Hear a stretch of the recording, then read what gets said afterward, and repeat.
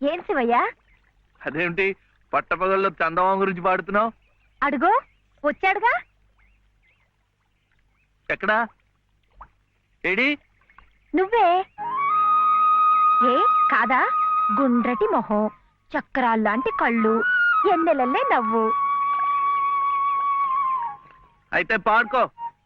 ఏ శివయ్య, కాస్తిటొచ్చి ఈ ప్రద్దెళ్ళు అందడం లేదు. వీప అందకుండా ఎందుకు పెట్టుకున్నావు? మీ ఆడాళ్ళతో ఎప్పుడు అవును, వెంకటస్వామి తాళ్ళిబొట్టు తీసుకురాగానే నీకు పెళ్లి అయిపోతుందన్నమాట. ఎట్టా అవుద్దయ్యా, నాకంటే పెద్దాడివి, నీకే కంది. నన్ను చేసుకోనందిగా, ఇంకెట్ట అవుతుంది? ఎవరంది? మా మావయ్య కూతురు చిట్టి. బంగారు కొండవి, నిన్న అంది. ఎందుకంది?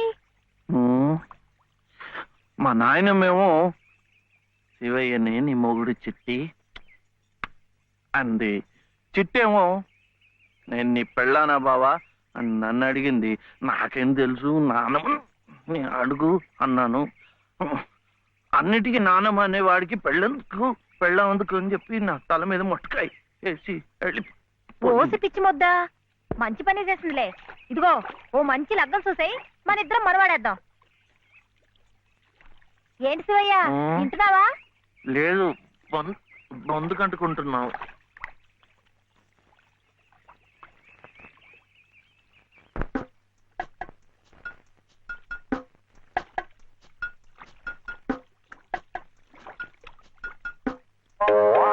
ఏం శివయ్య, పెళ్ళనగానే చేతికేదో కరెంట్ వచ్చినట్టుగా ఉంది. కరెంటే కర్మ, మను అయితే మన ప్రేమ పట్టపగ్గాలు ఉండవు.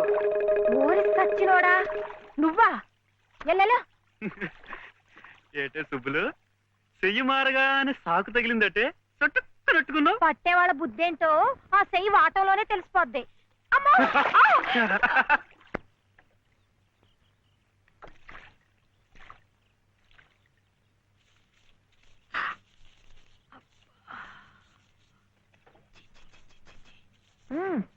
పొద్దునే ఏ మొహం పడితే ఆ మొహం చూడకు. అత్తయ్య ఎదవమంటానా? లోపలికి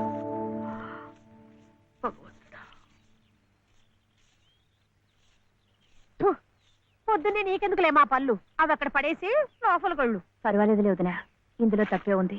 తప్పే ఉంది అని నిలదీసి అడిగితే నేనేం చెప్పను? నిన్న పొద్దున్నే నీ మొహం చూశాక ఆ పక్కింటి ఆయన కాలు జారి పడ్డాయట. వాళ్ళ ఆవిడ ఒకటే తిట్టిపోసింది. పొద్దునే లేచి ఎవరైనా కాస్త మంచి మొహం చూడాలనుకుంటారు పాపం. ఏమే నీళ్ళు, నువ్వు వెళ్ళి కాస్త కాఫీ పని చూడమ్మా, వెళ్ళు.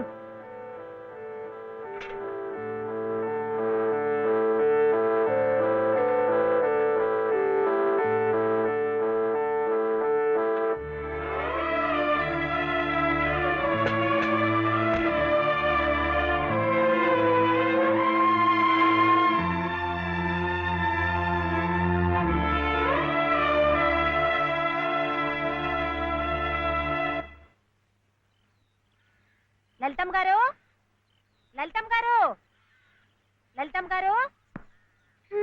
అదేమిటి రోజు ఎంచగ్గాను దుర్గమ్మ గారు దుర్గమ్మ గారు అని నా పేరు పెట్టి పిలిచేదానివి, ఈ రోజు ఏమిటి లలితమ్మో లలితమ్మో అంటా గావుకేకలు దుర్గమ్మ లలితమ్మ అయిపోయింది ఏమిటి? అదెట్టా అవుతుందమ్మా, దుర్గమ్మ దుర్గమ్మే, లలితమ్మ లలితమ్మే. నా జాకెట్, నా లాగు, నా చొక్క ఎక్కడా? ఇదిగో బాబు, తమ చీరలు 2 రాసుకోండి. ఒరే చెంప అక్కడ పెట్టరా.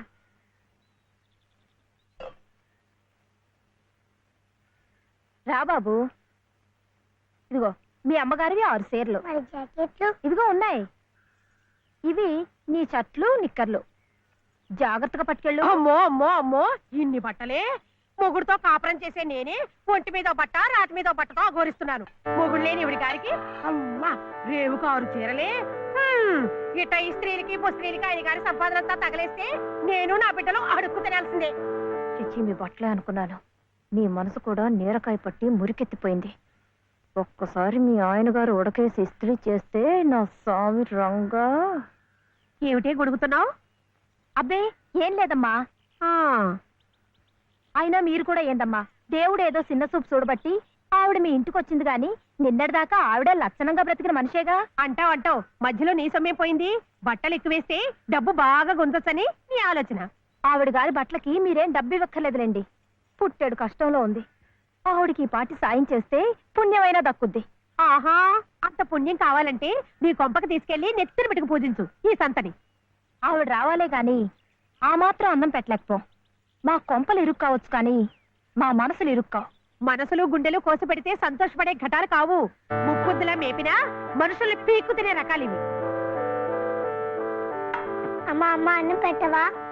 వచ్చి భుంచొద్దు గాని పద, బడికి టైం అవుతుంది. ఏమ్మా, పిల్లాడికి అన్నం పెట్టకుండానే స్కూలుకు పంపుతున్నావు? మాటంటేనే మూతి విరుపులైతే చాలా కష్టం. ఈ పూటైతే మాన్పించావు, మధ్యాహ్నం తప్పుతుందా, సాయంకాలం తప్పుతుందా, రాత్రికి తప్పుతుందా? ఈ ఒక్క పూట ఆదా చేస్తే మాకేం మిగిలేదు లేదు. శుభ్రంగా కూర్చోపెట్టి వెళ్ళవయ్యా, వెళ్ళు. అది కాదు దినా, నిన్న పొద్దున అన్నం తిని కక్కుకున్నాడు, అందుకని. పడ్డలేదంటే ఇడ్లీలు బొడ్లీలు చేస్తాననుకుంటున్నావేమో. 3 రోజులు అన్నమైనా కుండలో వేస్తే ఎగబడి తింటారు నా బిడ్డలు. వేడు అలవాటు చేసుకుంటాడు వదినా.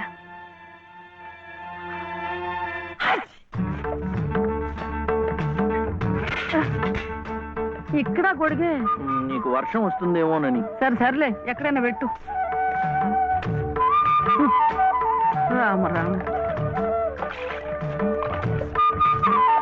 ఏయ్, ఇక్కడ కాదు అక్కడ.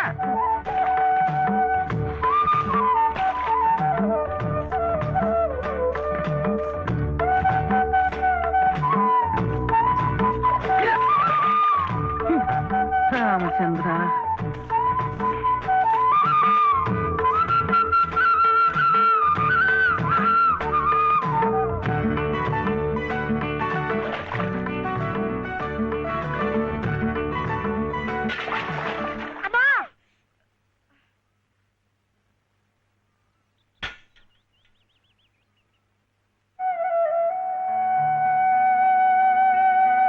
అయ్యయ్యో, ఏమిట్రా ఈ తలతిక్క పనులు? చూడలేదు. సర్లే, బిడ్డ పూర్తిగా తడిసిపోయాడు. ఏమనుకోకమ్మా. పర్వాలేదు. చాలే. అయితే రేపటి నుంచి నీళ్లు కూడా పోయాను.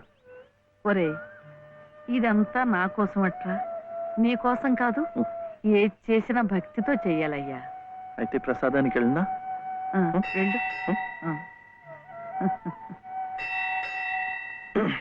ఓం రాజాతిరాజాయ ప్రసహ్య సాహినే నమో వయం వై శ్రవణాయ కుర్మహే సమే కామాం కామ కామాయ మహ్యం కామేశ్వరో వై శ్రవణో దదాతు.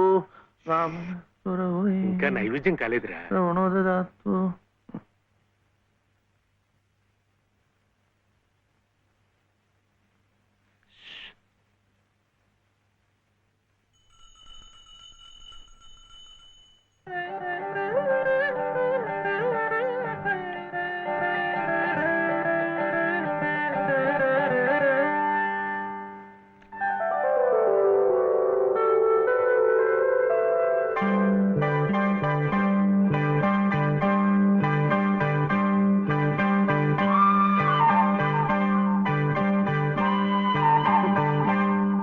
చూస్తున్నానులేండి, మీరు తినకుండా అంతా బాబుకే తినిపిస్తున్నారు. తీసుకోండి. నాకు లేదనా? నేను మళ్ళా అడిగితే ఇస్తారు. ఈ గుడి మాకు బాగా తెలుసు. నేను మా నానమ్మ రోజు వచ్చి ఇదంతా కడిగి ముగ్గులేస్తాంగా. తీసుకోండి, తీసుకోండి. తీసుకోమ్మా. అసలు దేవుడు గర్భగుడిలో ఉంటే వీడు ఊరేగింపుకు వెళ్లే ఉత్సవ విగ్రహం లాంటి వాడు. పుణ్యమే. రాజమ్మా, ఆ అమ్మాయి ఎవరో తెలుసుగా? మన చలపతి చెల్లెలు లలిత. అలాగా, నేను గుర్తుపట్టలేదు.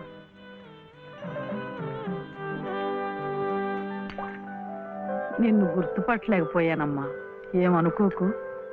ఏమిటో మనిషికి ఒక చింత పెడతాడా దేవుడు.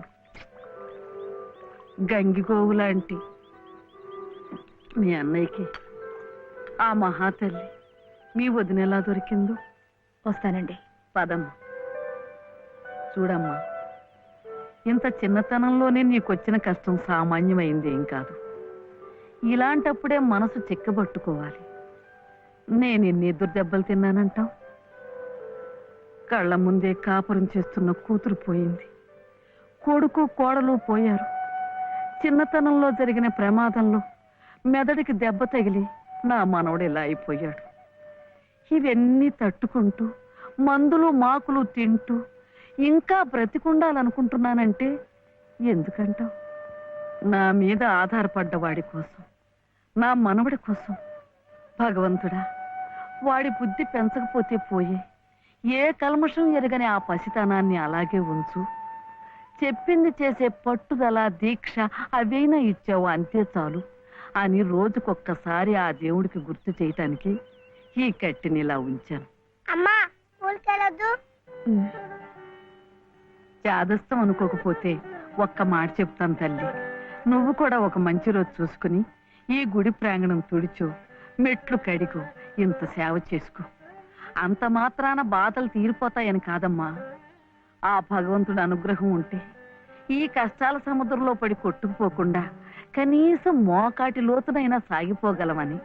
ఆ లలితమ్మ ప్రసాదాలు పెట్టి పిల్లాడిని స్కూలుకు పంపుతోందంటే ఆ వదిలి గారు ఎంత అమానుషంగా ప్రవర్తిస్తోందో ఆలోచించు. ఎవరని నిర్ణయించేదిరా? మిమ్మల్ని ఎవరని నిర్ణయించేదిరా? మీకు సంగీతం బాగా వచ్చనుకుంటానే. మీకు తెలిసిన చోట 2-3 సంగీతం పాఠాలు ఇప్పించకూడదు. పాఠానికి 100 రూపాయలు ఇచ్చినా నా బ్రతుకు గడిచిపోతుంది.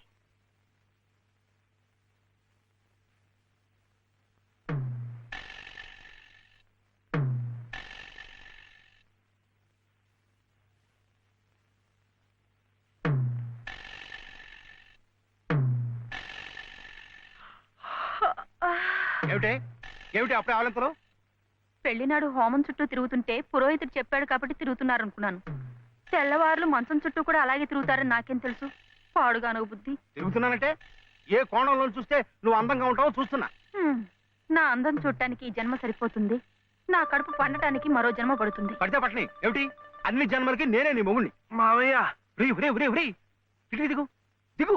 అలా చూడకూడదు రాత్రిపూట. ఏమిటయ్యా రా. మధ్యలో వాడిందికే. నువ్వు కూర్చో. నువ్వు వెళ్ళరా, వెళ్ళు. ఇవ్వు.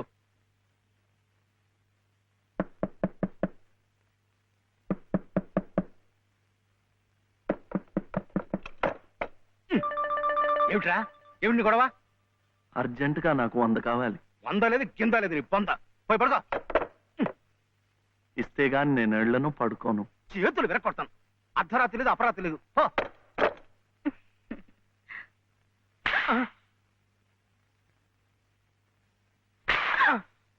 అల్లుడు, ఏమిటండి మీరు కిటికీ? అది కాదయ్యా, ఇందాకడేదో నేను అడిగినట్టున్నాడు, నువ్వేమో కాదన్నట్టుకున్నావు. అందుకన్నాడు కొరడా ఇచ్చుకొని రక్తాలు వచ్చేలా కొట్టుకు చేస్తున్నాడు. సావనివ్వండి, నేను లొంగను. అయితే నేను ఈ ఘోరం చూడలేను. నేను ఇప్పుడే గోదాట్లో దూకు చేస్తా. ఉండు నాన్న, నీతో పాటు నేను కూడా తూగి చచ్చిపోతాను. ఆగు. పగలు లేదు రాత్రి లేదు, ఒకటి ఈతల పోటీలు ఇద్దరికి.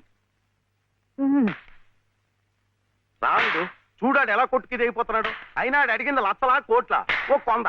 మీకు 100లాగా కనిపిస్తున్నాడు మీ బొంద. ఇలా 10 సార్లు 10 వందలు ఇస్తే ఎన్ని 100 అవుతాయి నా బొంద? ఇలా ఇప్పటికిప్పుడు కావాలంటే చిల్లర ఎక్కడి నుంచి తీసుకోవాలి వాడు బొంద? ఇదిగో బాబు వందా. అలా కొట్టుకోకూడదమ్మా.